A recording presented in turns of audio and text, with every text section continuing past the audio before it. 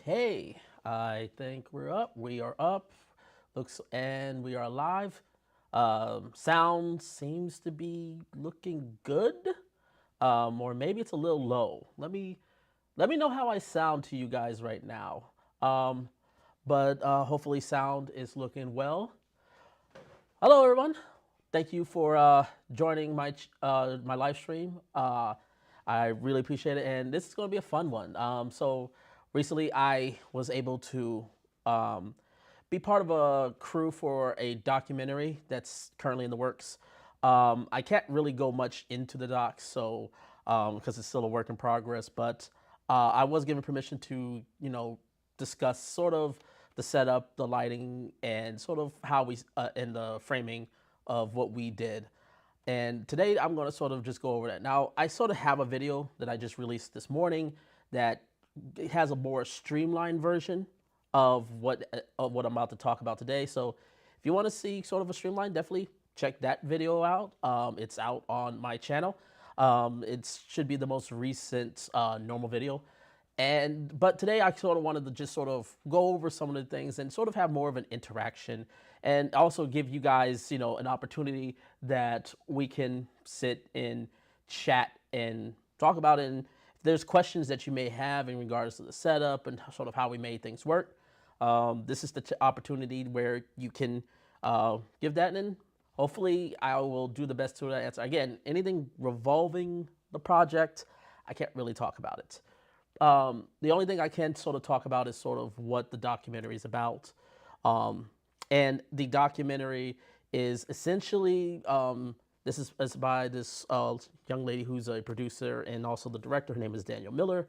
Um, Basically, she is talking to a bunch of business owners and fashion influencers, and basically they're talking about how she's looking at companies that are trying to build up a market for indigo dye. So the things that are responsible for creating the blue dye in like our denim blue jeans and other blue wear. So basically having a indigo dye manufacturing here in the United States.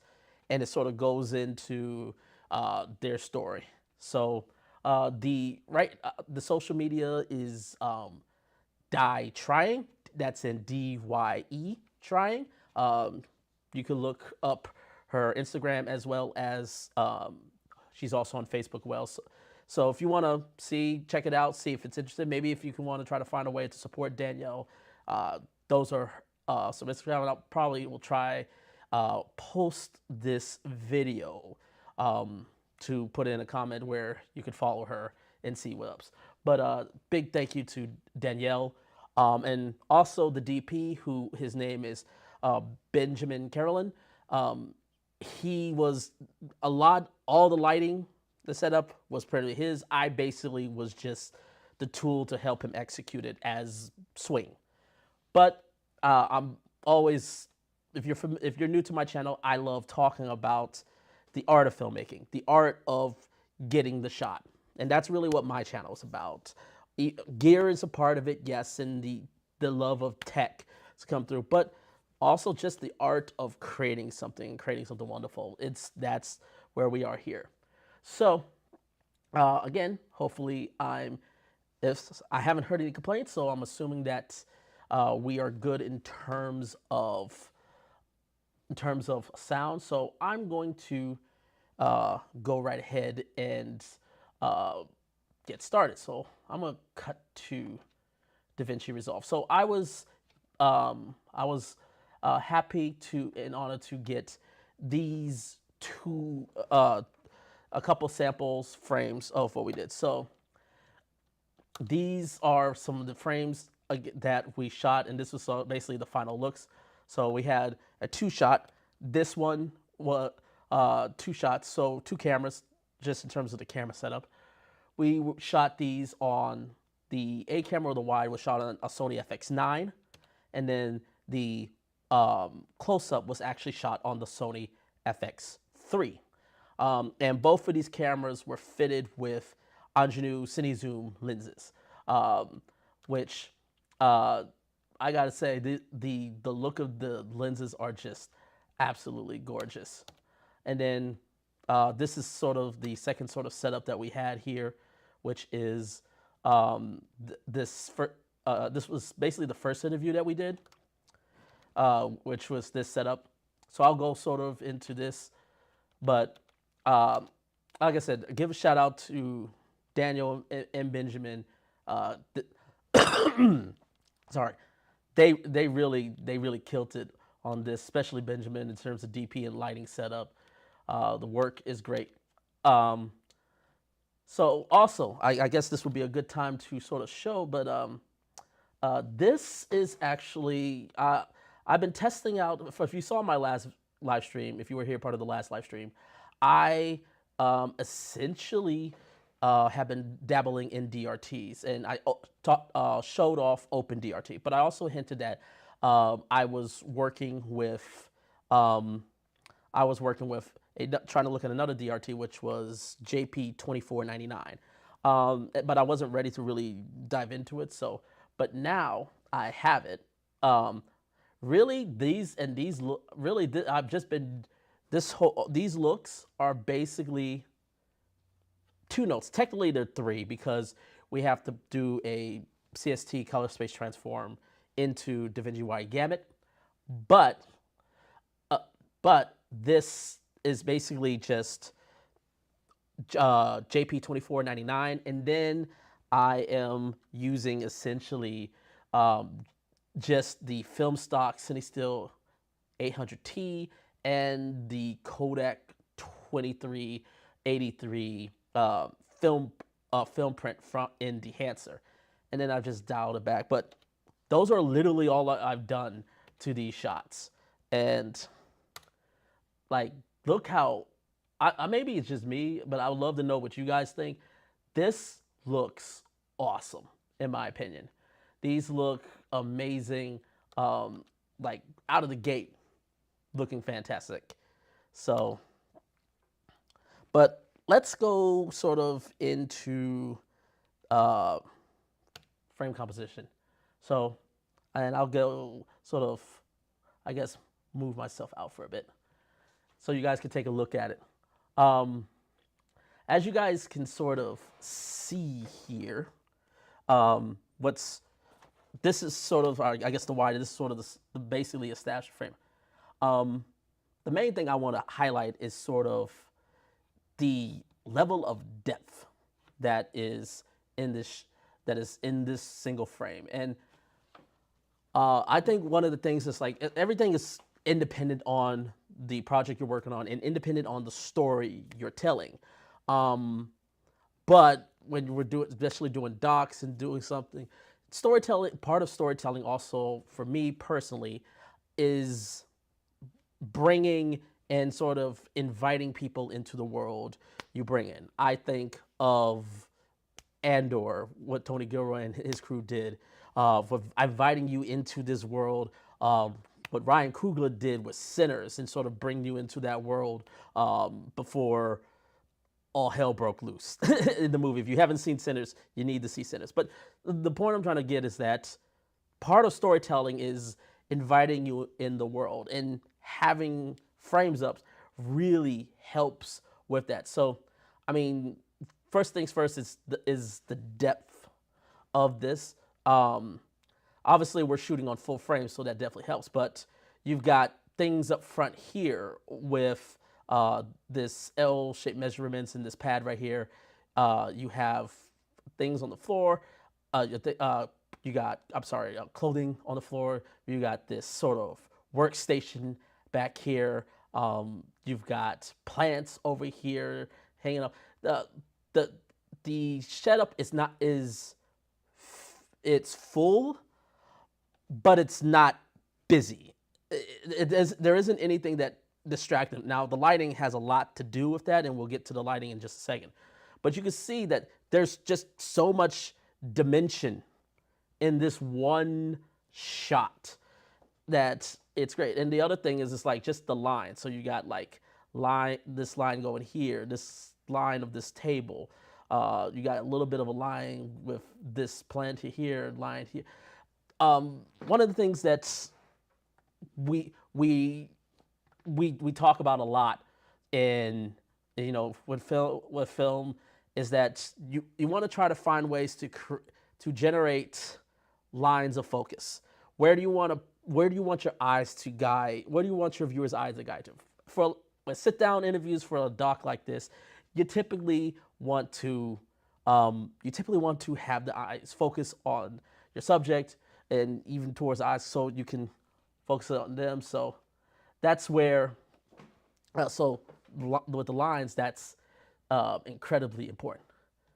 But also just the way it's also like we still even look further back where we see into this warehouse, to a warehouse where, or the main work area, the main workstation of this manufacturer. This is this is one of the ladies. I believe this. I don't want to overstate myself. I believe she is the owner of this establishment.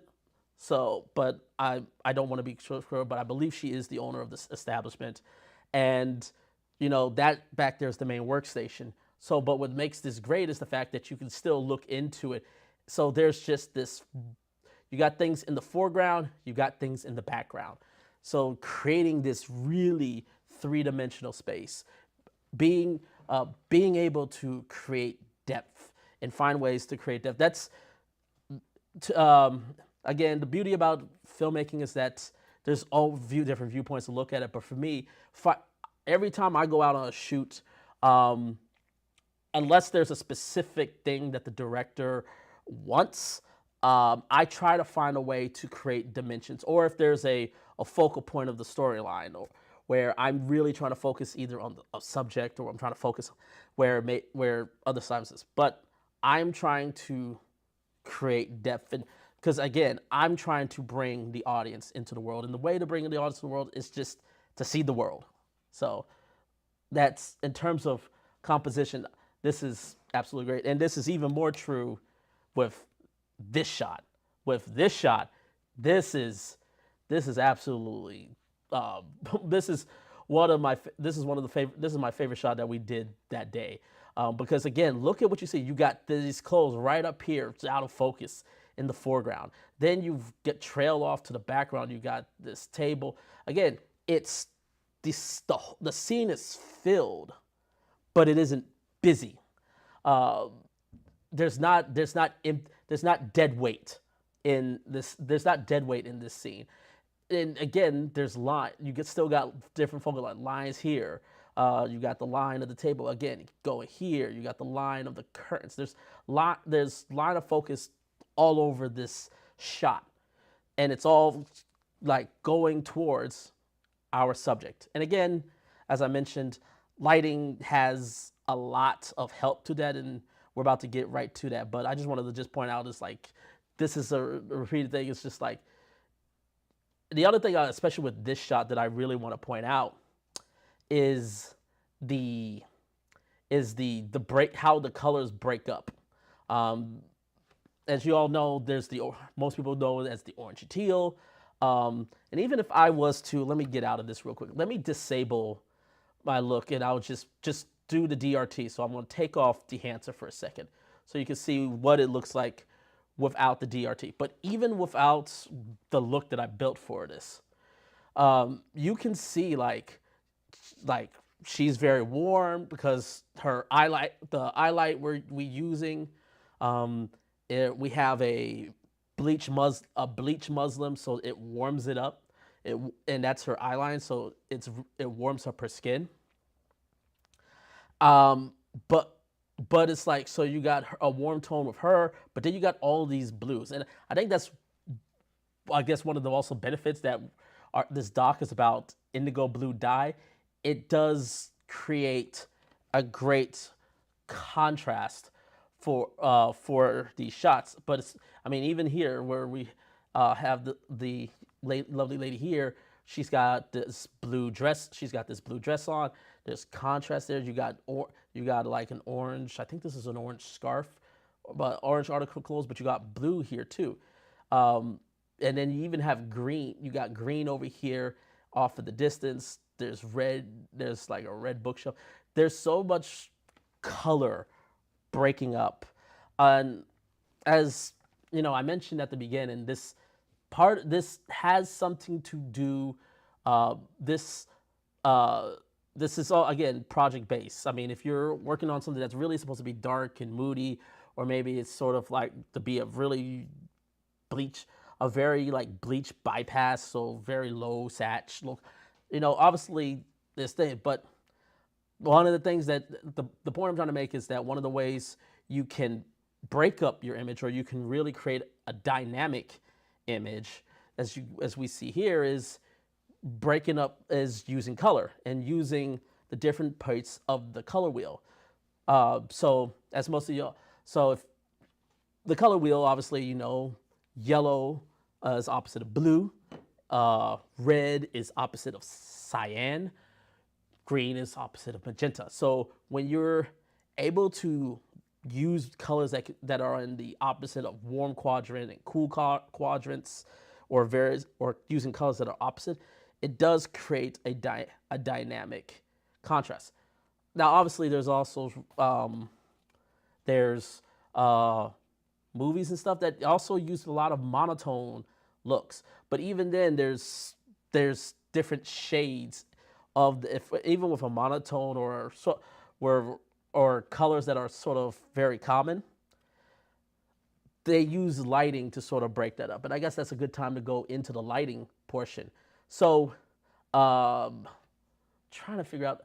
So I'm going to basically just sort of describe it. But basically, the lighting setup, and maybe I can just find it. So let me get out of the full view and let me try to go to. I have some because I have some BTS footage. So, and this is, I think, this is a good one to show off for. Well, let's see here.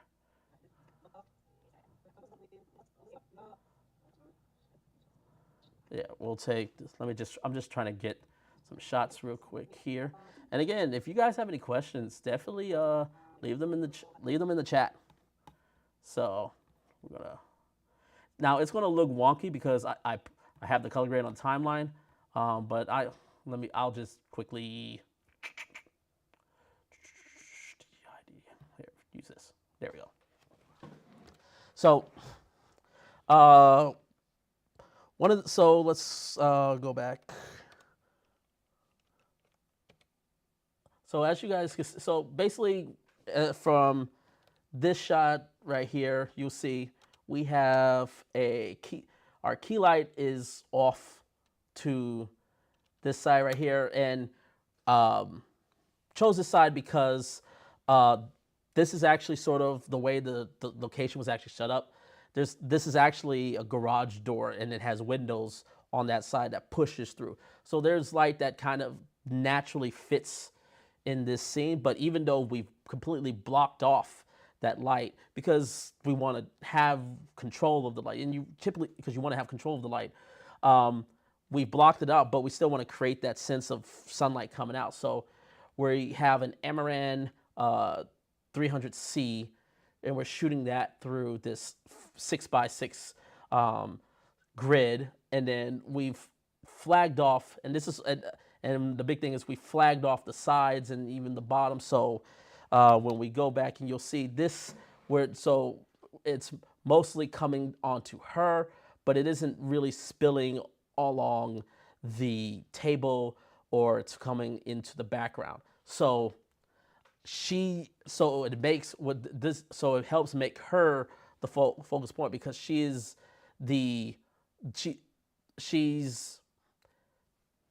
in the foreground, she's the brightest part of the image, but she's not necessarily the brightest part of the image in total. You have the shots back here and here to help break up the scene and sort of give some life to the edges over here that are a little bit brighter. And if we were to drop if I was to actually go back to the timeline and turn on the dehancer look, and then we put on the false color, you can kind of, this will be a good way to see it. So, but while she is generally the brightest part in the foreground, and that's definitely true, but you can see here, like this is also bright in the background, and things are sort of broken up. But I also, and I'll even, I'll, and I'll, yeah, actually, I don't know what I'm talking about. I'm mumbling. Sorry. But yeah, you can see in this shot that it's like she is the brightest part of the image, and I'm going to turn that off now. And that helps the focus fall onto her. But it also gives this sense that because it's the sense that she's closest to our source, which we're indicating sunlight, and then we're using, I'll go back over to that other shot. So if I go back here, nope. If I go back, you'll see over in here we have another Aputure, I'm sorry, Amaran 300C. That's shooting at the plants to give that, to break up that bit here. But then you probably even notice that we're giving her a little bit of a kicker with the Zhiyun Cinepeer C100. And this is actually a good little tip for you guys. If you guys are getting called to be on a set and you're not necessarily running a department, but you're helping a department or something, especially like a DP or you're working G&E, it is, I would suggest you bring a jik bag. And if you're wondering what a jik bag is, it's a term that, well, it's never been used before because I made it up. But a jik bag is basically an acronym of JIC, or just in case. Bringing stuff that, you're not really going to probably ever use on the set itself, but bringing something small, something that may not be like consequential, but something that you could put in a relatively light bag because you want to be focused on the work, but bringing this stuff that just in case. And oops, let me come back to this. And this Cinepeer C100 was one of my just in case, because we were trying to figure out how to make it work because we were already using the Aputure Storm 80C for something else, and it wasn't. So we were trying to figure out how to get a hairline, and I was just like, hey, I have this bar tube light. It has a grid with it. It can use it as a hair. He's like, perfect. Let's bring it on. And it helped. It worked. So yeah. So one of the things I would just tell people is like, just have like I always tend when I go and I'm brought onto shoots, I have a bag that has small things, nothing crazy, no cameras or anything like that, but just little things. Maybe like a microphone, maybe like a lavalier microphone, or maybe my Comica VM40, my Cinepeer C100, or one of these like newer like 3-inch lights, just in case, or bringing a white card, again, just in case. And another good just in case thing that you may want to consider looking at is a gator card, because that was one of the things that I was happy I brought. Again, I was told not to bring anything, and I pretty much didn't really bring anything except this, and then my little Osmo Pocket in the event that they were willing to let me capture some BTS when I got a moments to spare, which they were. And again, thank you, Danielle, for allowing me to do that. But the Gator cart helped so much because it allowed Benjamin to load all the C stands and light stands that he brought and carry it in, and it made the trip so much easier. So helps put good relationships, and it makes the people ahead of you life easier. If you want to get ahead in this business, make the people you're answering to, try to make their life easier. That's the way I've always looked at it. But anyway, so yeah, so So as you guys can see here, we got that. And then at the top, you'll see, maybe I'll get it there. There it is. So up top here, we have a IntelliTat light mat. This was like the original IntelliTat light mat. It was like the 2x2 one, the first one that came out. So we have that rigged up. This is our eyeline, and then we have this unbleached muslin right here for our eyeline. And that's so again, and then we essentially duvet all the, and you can see we duvet the windows in the background. So the point I'm trying to make here is with this shot, we're we have control of the entire of the area, so and we can make it how we want to, but we're still using, even though we took away the window lights, we're using the window lights as motivation. So have everything just push this way. But we have control over the scene. So we're using lights here to sort of break up, but also it helps with that motivation that there's sunlight coming this way. And we have this lamp on right here, just off to the side, and that is motivating our kicker light over here. And then when we go to this shot, unfortunately with this shot, I didn't get a lot of BTS with this one because we were really trying to get this one right because we were, but one of the things, oh, and I forgot to mention with the preview is the staging and the set. So we moved like this rolling ladder over here, and we hung these clothes up to help break up the scene a little bit, break up this sort of shelving area. We hung up these clothes. And then you see we sort of set clothes all around here. Again, all of this breaking up the scene. And then we blacked out. So there's, again, light coming from the opposite, from the behind us where we're shooting. So we blacked all that light off. And then there was like another garage over on like the right side, the right side. So we blocked that out. But we kept these open because it helped break things up. It would also give a sense of where light. It also, again, helped us motivate the light. So we had our key light again, which was the Amaran 300C. Like, again, very affordable lights. We had that going through the 6x shooting here.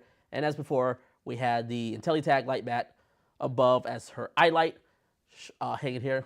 A little bit differently, we use a second IntelliTag light as the hair light. So we actually put it over the curtains that we have here, and we're shooting it down. So, and you'll really see it in the, here, on the edge light here. You see it on her hair, and sort of on the outside. You see the outer bit of on the edge, which is helping her separate herself. And then we just flagged, and then we flagged off the key, and then we basically just flagged off the key and the eye light using city foil and also the flags. So we flagged this part, so took away some of the light off of here because it was creating a hot spot here. We flagged it off of the background, so it wasn't hitting here in the background. And then just lift this background up, we put the Aputure 80 Storm with a spotlight. We aimed it, and then we aimed it at this table right here. And then I believe we had another Amaran 300C with a softbox, a dome softbox, and that's shooting on the background, sort of filling out the background here. And that's essentially what we have here, which is I think this is enough. Again, I'll tie myself.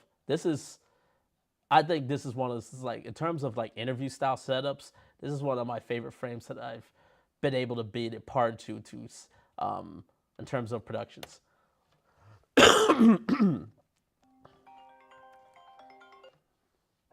So that's essentially it in terms of the ideas of composition, lighting, and frameworks. Don't see any comments coming in. Um, hope I don't know. Maybe it's going to be a quiet time. So, but if you guys do have any questions, definitely let me know, and I will be able to have. I'll be happy again if I'm able to answer these questions. I will definitely be able to uh, right now. But yeah, that was essentially the gist of it. But I'll give some time before I go into what I sort of want to sort of in terms of news, I guess go more into. But yeah. So how's everybody's week been this week? I'd love to know. You guys been on any interesting projects, interesting stories so far?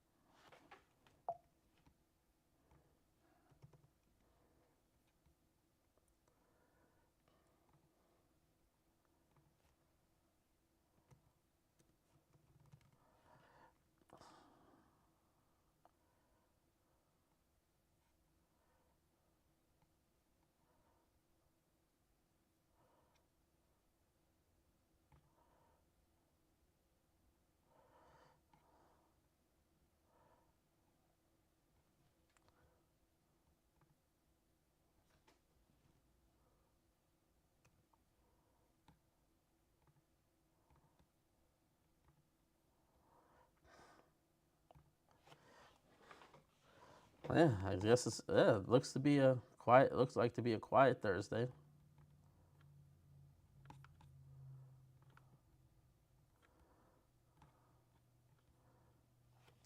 Cool. Well, um, I guess we'll just go into some of the news. There's been some interesting, um, there's been some interesting news stuff. I think I mean, people are still talking about Sony and sort of the uh, what the fuck, Sony with the RX1 R3, whatever that's called. So and now I guess they finally found some YouTube influence to convince people to say, hey, no, it's not that bad. It's not that bad. It's just like still, I've gone over it. I'm not going to talk about it anymore.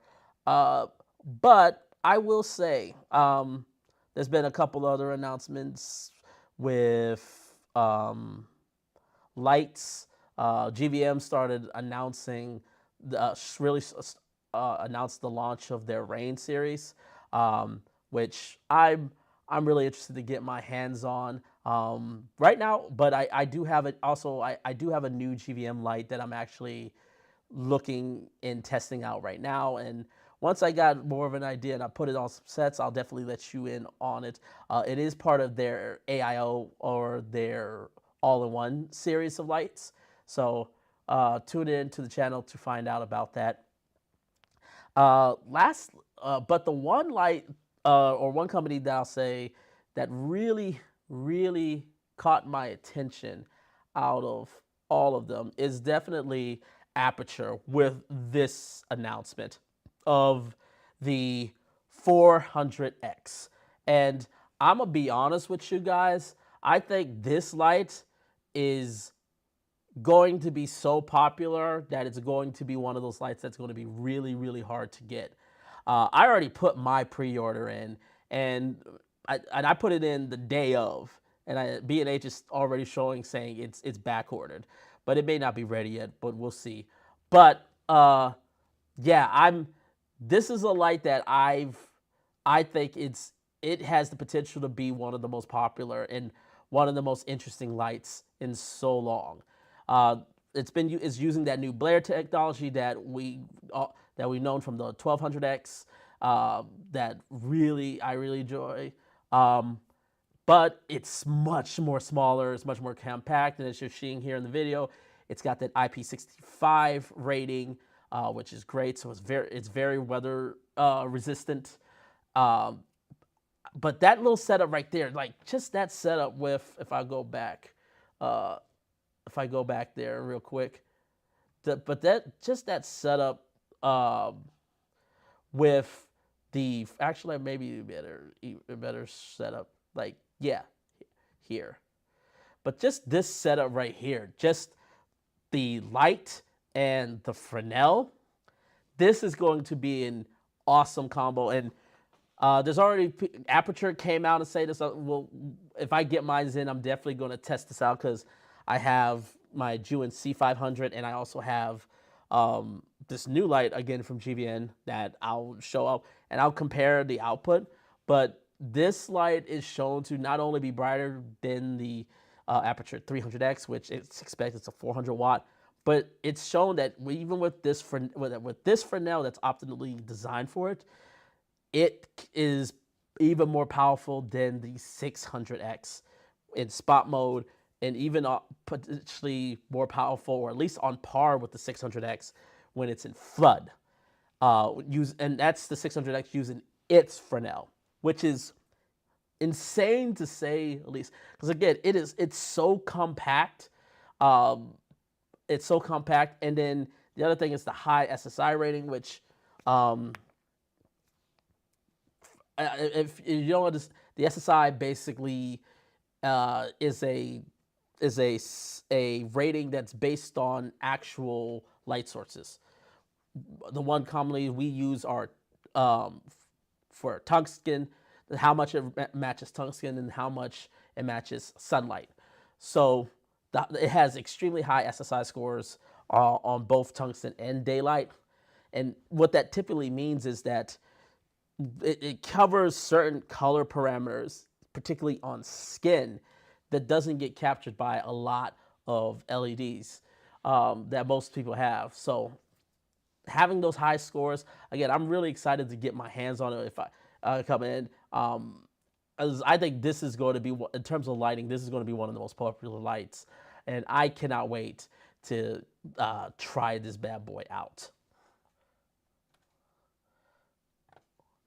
Doesn't look like there's any more comments in here, so I'm going to